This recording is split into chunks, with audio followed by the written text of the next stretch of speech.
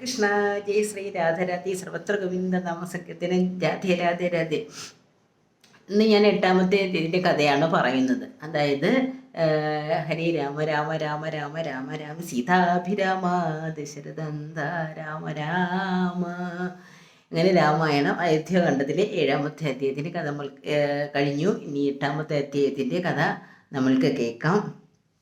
അതായത് കാളിന്തി നദിയൊക്കെ കടന്ന് ശ്രീരാമനും ലക്ഷ്മണനും സീതയുമൊക്കെ വാൽമീകിയുടെ ആശ്രമത്തിൽ പ്രവേശിക്കുകയാണ്. അങ്ങനെ വാൽമീകി സൽക്കരിച്ച് അവിടെ ഫലമൂലാദികളൊക്കെ കൊടുത്ത് സൽക്കരിക്കുകയാണ്. ഇപ്പോൾ വാൽമീകി പറയുന്നുണ്ട്, ഈ രാമ രാമ രാമ എന്ന ആ നാമം എൻ്റെ കർണങ്ങളിൽ എപ്പോഴും ഒഴുകുകയാണ്. രാമൻ്റെ ആ നാമം കൊണ്ടാണ് ഞാൻ ഇന്ന് ഈ വാൽമീകി ആയത് എന്ന് പറയുകയും രാമനോട് വാൽമീകി തൻ്റെ പൂർവ്വ കഥ പറയുകയാണ്. കാരണം ഞാൻ ഒരു ബ്രഹ്മഹത്യ പാപിയാണ്. കാരണം ഇതിനു മുൻപേ ഞാൻ കിരാതന്മാരും മറ്റുള്ള ശുദ്ധ സ്ത്രീകളുമായിട്ടൊക്കെ ശയിച്ചിട്ടുണ്ട്. ദുഷ്ടനായിരുന്നു. അതായത് അതിലുണ്ടാവുന്ന പുത്രന്മാർക്ക് അവരുടെ ആഹാരത്തിന് വേണ്ടി ഞാൻ മൃഗങ്ങളെയൊക്കെ കൊല്ലുകയും പിന്നെ മറ്റുള്ള മുനിമാരെയൊക്കെ ഉപദ്രവിച്ച് അവരിൽ നിന്ന് പണമൊക്കെ തട്ടിയെടുത്ത് അവർക്ക് ആഹാര രീതികളൊക്കെ കൊണ്ടു കൊടുക്കുന്ന ഞാനാണ്. കാരണം അങ്ങനെ ഒരു ദുഷ്ടത്തരമൊക്കെ ഞാൻ എൻ്റെ പൂർവ്വകാലത്ത് ഞാൻ ചെയ്തിട്ടുണ്ട്. അങ്ങനെ ഓരോ മുനിമാരിൽ നിന്ന് പൈസ തെറ്റി എടുത്ത് കൊടുത്ത് അതിലങ്ങനെ ഒരു ദിവസം കുറച്ച് മുനിമാർ അവരെ പിടിച്ചു നിർത്തി ഞാൻ ദേഹോപദ്രവം ചെയ്ത് അവരിൽ നിന്ന് അവരുടെ എല്ലാ ഭണ്ഡാരങ്ങളൊക്കെ എടുത്തുകൊണ്ട് പോയി എൻ്റെ മക്കൾക്ക് ഞാൻ വിശപ്പെടുകയാണ് ചെയ്തത്. അങ്ങനെ ഒരു ദിവസം കുറച്ച് മുനിമാരെ തടഞ്ഞു നിർത്തിയപ്പോഴത്തേക്ക് അപ്പോൾ അവർ ചോദിച്ചു, എന്താ? അത് പറഞ്ഞ്, എൻ്റെ പുത്രന്മാർക്ക് ഭാര്യയ്ക്കും ആഹാരത്തിന് വഴിയില്ല, അതുകൊണ്ട് നിങ്ങൾ എന്തെങ്കിലും തരണം എന്ന് പറയും. അങ്ങനെ ഈ മുനിശ്രേഷ്ഠന്മാർ പറയും, നീ ചെന്ന് നിൻ്റെ പത്നിയോട് ചെന്ന് നീ ചൊല്ലും ആ ഒരു ലൈൻ ഞാനിവിടെ പറയാം. എങ്കിൽ നീ ഞങ്ങൾ ചൊല്ലുന്നതു കേൾക്കണം, നിൻ കുടുംബത്തോട് ചെന്ന് ചോദിക്ക നീ, നിങ്ങളെ ചൊല്ലി ഞാൻ ചെയ്യുന്ന പാപങ്ങൾ നിങ്ങൾ കൂടെ പകുത്തൊട്ട് വാങ്ങിയിടുമോ എന്ന് നീ അവരോട് ചെന്ന് ചോദിക്കും. അതായത് നീ ചെയ്യുന്ന ഈ പാപങ്ങൾ നിൻ്റെ കുടുംബത്തെ കൂടി അനുഭവിക്കുമോ, അതായത് അവരും ഏൽക്കുമോ എന്ന് നീ ഒന്ന് ചോദിക്കുക നിൻ്റെ കുടുംബത്തോട്. ഞങ്ങളുടെ കാത്തു നിൽക്കാമെന്ന് ആ മുനിവരൻ ഈ വാൽമീകി എന്നായിട്ടില്ല ആ ഒരു മുനിയോട് പറയും. അങ്ങനെ വാൽമീകി ചെന്ന് തൻ്റെ കുടുംബാംഗങ്ങളോട് ചോദിക്കുന്നുണ്ട്, ഈ പാപങ്ങൾ ഞാൻ ദിവസം ചെയ്യുന്ന പാപങ്ങൾ നിങ്ങൾ കൂടെ.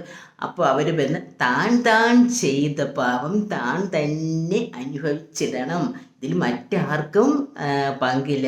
കർത്താവ് ചെയ്യുന്ന ഫലം കർത്താവ് തന്നെ അത് അനുഭവിച്ചിടണം എന്ന് കുടുംബാംഗങ്ങൾ പറയും. ഇത് കേട്ട് വിഷമിച്ച് അവർ കാത്തു നിൽക്കുകയാണല്ലോ അതായത് മുനി ബ്രഹ്മശ്രേഷ്ഠന്മാർ ഇദ്ദേഹത്തെ വാൽമീകിയായ മുനിയെ കാത്തു നിൽക്കുകയാണല്ലോ. അങ്ങനെ ചെന്ന് അവരോട് കാൽക്കൽ വീണിട്ട് പറയും, മുനിവരന്മാർ എനിക്ക് മാപ്പ് തരണം, ഞാൻ ചെയ്യുന്ന പാപത്തിന് അവരായിട്ടില്ല എൻ്റെ തലയിൽ തന്നെ വെച്ച്. അപ്പോൾ അവർ പറയും, ഞാൻ പറഞ്ഞില്ലേ, അതുകൊണ്ട് നീ എഴുന്നേൽക്കൂ, നീ ഏൽക്കൂ മുനി, നിനക്ക് ഞങ്ങളൊരു കാര്യം പറഞ്ഞിരുന്നത് രാമനാമം നീ ചൊല്ലു. അതായത് മര എന്ന് നീ ചൊല്ലി നീ അങ്ങനെ കാലങ്ങൾ കഴിച്ചുകൊള്ളു, വേറെ ഒന്നും നിൻ്റെ നാവിൽ വരാതെ മര എന്ന് മാത്രമേ നീ ചൊല്ലാവുന്നു. അങ്ങനെ നാമങ്ങൾ ചൊല്ലി അവസാനം ഈ വാൽമീകിയായ മുനിയുടെ ശരീരത്ത് മൊത്തം പുറ്റിൽ അങ്ങ് മൂടപ്പെടും. പിന്നെ ഒന്നും ഈ ലോകം കാണാൻ പറ്റാത്ത അവസ്ഥയെ. കാരണം മര എന്ന് ചൊല്ലിക്കൊണ്ടിരിക്കില്ല, നാവിലും കാവിലും എല്ലാതേ ചൊല്ലൊക്കെയാണ് അവർ പറഞ്ഞിട്ട് പോയില്ലേ. അങ്ങനെ കഴിയുമ്പോഴത്തേക്ക് ഈ മുനിപുരം അവർ അങ്ങ് പോയി കഴിഞ്ഞല്ലോ. അവർ തിരിച്ച് വന്ന് നോക്കുമ്പോഴത്തേക്ക് എന്നിട്ട് വിളിക്കും, മുനി നീ ഇറങ്ങി വരൂ, ബ്രഹ്മശ്രേഷ്ഠ നീ ഇറങ്ങി വരൂ, നീ അതിൽ നിന്ന് നീ പുറത്ത് വരൂ എന്ന് പറയും. അങ്ങനെ ആ ചിതൽപ്പുറ്റൊക്കെ പൊളിച്ച് ഈ വാൽമീകിയായ ആ മഹർഷി പുറത്തു വരും. അന്ന് തൊട്ട് നിൻ്റെ എല്ലാ പാപങ്ങളും നീ ചെയ്ത എല്ലാം ഇതിൽ നിന്ന് നിനക്ക് മുക്തിയായി. നീ രാമനാമം ഉച്ചരിച്ചോടുകൂടി നീ ചെയ്ത എല്ലാ പാപങ്ങളും ശരി, അങ്ങ് ചിതൽപുറ്റിൽ നിന്ന് പുറത്തു വന്നത് കൊണ്ട് നിന്നെ വാൽമീകി മഹർഷി എന്ന് അറിയപ്പെടും. വേദങ്ങളാലും എല്ലാത്തിലും പ്രസിദ്ധി നേടിയ വാൽമീകി മഹർഷിയായിട്ട് നിന്നെ അറിയപ്പെടും എന്ന് പറഞ്ഞുകൊണ്ട് അവരെ പ്രത്യക്ഷമാകും. അങ്ങനെയാണ് വാൽമീകി മഹർഷിയായി തീരുന്നത്. അന്ന് മുതലാണ് രാമനാമം എന്ന ആ ചൊല്ലകം വാൽമീകി മഹർഷിയുടെ നാവിൽ. അപ്പോൾ ആ ശ്രീരാമനെയും സീതയും ലക്ഷ്മണനെയും മുമ്പിൽ കാണാൻ കഴിഞ്ഞ ആ ഭാഗ്യത്തോടു കൂടിയാണ് വാൽമീകിയുടെ ആ ശ്രമത്തിൻ്റെ കഥകൾ പറയുന്നത്. പിന്നെ അതിനുശേഷം പിന്നെ ദശരഥൻ്റെ ചരമത്തെക്കുറിച്ചാണ് അതിനുശേഷം അതാണ് വർണ്ണിക്കുന്നത്. കാരണം ദശരഥന് പിന്നെ രാമൻ കാട്ടിൽ പോയതിനു ശേഷം ദുഃഖങ്ങളും വിഷമങ്ങളും മാത്രം, ആഹാരം കഴിപ്പില്ല, ഉറക്കമില്ല, ഒന്നും ഇല്ലാത്ത ഒരവസ്ഥയിലായി തീരുകയാണ് ദശരഥ മഹാരാജാവ്. അങ്ങനെ സുമന്ത്രൻ ചോദിക്കും, രാജാവേ, നിങ്ങൾക്ക് വിഷമം ഇതുമല്ല, എൻ്റെ മകൻ തിരിച്ചു വരാതെ എൻ്റെ വിഷമങ്ങളൊന്നും മാറുകയില്ല എന്ന് ദശരഥ മഹാരാജ് പറയുകയും പിന്നും വീണ് കിടന്ന് കൗസല്യയോട് പറയുകയും കൗസല്യ മാതാവ് പറയും, എപ്പോഴും അവളുടെ ദുഃഖങ്ങൾ മാത്രമേ അങ്ങനെ ദുഃഖിച്ച് അവസാനം ഇരിക്കുന്ന സമയത്ത് പറയും ദശരഥ മഹാരാജാവ് പറയും, എനിക്കിതേപോലെ ഒരു ശാപം കിട്ടിയിട്ടുണ്ട്, ആ ശാപത്തിൻ്റെ ദുഃഖമാണ് ഞാൻ അനുഭവിക്കുന്നത്. അതായത് ഞാൻ കാട്ടിൽ വേട്ടയാടാൻ പോണ സമയത്തും ഒരു ശബ്ദം കേട്ട് ഞാൻ വിചാരിക്കും, അത് ഞാൻ കഥ ചുരുക്കിയാണ് പറയുന്നത്, അതൊരു ആനയായിരിക്കും എന്ന് വിചാരിച്ച് ഞാൻ അമ്പ് ചെയ്യുന്ന സമയത്ത് ഒരു ഓഹോ എന്നുള്ള ഒരു അയ്യോ എന്ന് ഹായ് എന്നൊരു വിളി, ഒരു മനുഷ്യ ശബ്ദം കേൾക്കുകയും ഞാൻ അവിടെ ചെന്ന് നോക്കുമ്പോൾ ഒരു മുനികുമാരൻ, കണ്ണ് കാണാൻ പറ്റാത്ത ഒരു മുനികുമാരൻ നിന്ന് വെള്ളമെടുത്തതാണ്, അവൻ്റെ പുറത്താണ് ഞാൻ അമ്പ് ചെയ്തത്. അങ്ങനെ ആ മുനികുമാരൻ പറയും, ഞാൻ ദശരഥ മഹാരാജാവാണ്, ഞാൻ അറിയാതെ ചെയ്ത പാപമാണ്, മുനികുമാര എന്നോട് ക്ഷമിക്കണമെന്ന് ശപിക്കരുതെന്ന് പറയും. അങ്ങനെ മുനികുമാരൻ പറയും, ഞാൻ നിങ്ങളെ ശപിക്കത്തില്ല, എൻ്റെ അച്ഛനും അവർക്ക് കണ്ണ് കണ്ടോട്, അവർക്ക് വെള്ളത്തിന് വേണ്ടിയാണ് ഞാനിവിടെ വന്നത്, നിങ്ങൾ ഈ വെള്ളം കൊണ്ട് അവർക്ക് കൊടുത്തു, അവർക്ക് ദാഹം മാറട്ടെ എന്ന് പറയും. പക്ഷേ നിങ്ങൾ എന്നെ അമ്പ് ചെയ്തത്, ഈ അമ്പ് ഇവിടെ നിന്ന് വലിച്ചു വരണം, അവരിത് അറിഞ്ഞാൽ നിങ്ങളെ ശപിച്ച് ഭസ്മമാക്കി കളയുമെന്ന് ഈ മുനികുമാരൻ രാജാവിനോട് പറയുകയാണ്, ദശരഥ മഹാരാജാവിനോട്. അങ്ങനെ ദശരഥ മഹാരാജാവ് ചെന്ന് ഈ ഇവിടുത്തെ അമ്മയും അച്ഛനെയും കാണുകയും പിതാവിനെയും കണ്ടിട്ട് ഈ കാര്യം ബോധിപ്പിക്കും. എന്നിട്ട് പറയും, എങ്കിൽ നിങ്ങൾ ആ കുമാരൻ്റെ നമ്മളുടെ മകൻ്റെ അടുത്ത് നിങ്ങളൊന്ന് കൊണ്ടുപോകുമെന്ന് പറയും. അങ്ങനെ ദശരഥ മഹാരാജാവ് ഇവരെ ആ മകൻ്റെ അടുത്ത് കൊണ്ടുപോവുകയും അവരിങ്ങനെ തൊട്ട് നോക്കുമ്പോൾ അവൻ രക്തത്തെ കുളിച്ച് മരിച്ച് കിടക്കുകയാണ് ചെയ്യുന്നത്. എന്നിട്ട് പറയും, ഇവനെ ദഹിപ്പിക്കാൻ പറയും. രാജാവിൻ്റെ അടുത്ത് ഈ മാതാവും പിതാവും പറയും. അങ്ങനെ ദശരഥ മഹാരാജാവ് അവിടെ തീ കൂട്ടി ഈ മകനെ ദഹിപ്പിക്കുന്ന സമയത്ത് ഈ മാതാവും പിതാവും കൂടെ അവനോടൊപ്പം, ഇനി ഞങ്ങൾക്ക് ഭൂമിയിൽ ആരുമില്ല, ഞങ്ങളും കൂടെ ഈ ഇവരോടൊപ്പം ചാവുന്നു. പക്ഷേ അതിന്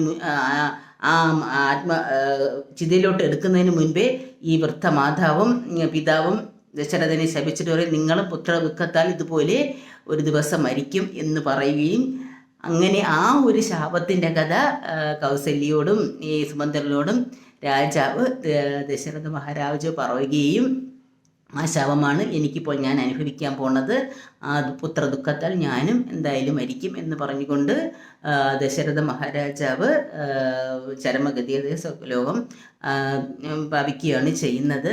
അതിനുശേഷം ഈ ദൂതൻ വഴി പിന്നെ ഭരതനെയും ശത്രുഘ്നെ അറിയിക്കും. കാരണം എത്രയും പെട്ടെന്ന് അവരെ ഇവിടെ എത്തി രാജ്യഭാരം ഏൽക്കണ്ടേ. അങ്ങനെ അവർ വരികയും വരുമ്പോഴത്തേക്ക് അപ്പോൾ അവർ എന്തോ അത്യാവശ്യമാണ് ഇവിടെ എത്തണമെന്ന് പറഞ്ഞൊരു ദൂതൻ മുഖേന ഇവരെ വരുത്തും. അപ്പോൾ ഇനി മാതാവിനോ പിതാവിനോ എന്തെങ്കിലും സംഭവിച്ചോ, ആർക്കാണ് എന്ത് സംഭവിച്ചെന്ന് ഭരതൻ ഇങ്ങനെ ആലോചിച്ചുകൊണ്ടിരിക്കുകയും, അങ്ങനെ ഭരതൻ അവിടെ വരികയും ചെയ്തു. ഭരതൻ നോക്കി എന്താ ഇവിടെ സംഭവിക്കുന്നൊന്നുമില്ല, എന്താണെന്നറിയാമേ.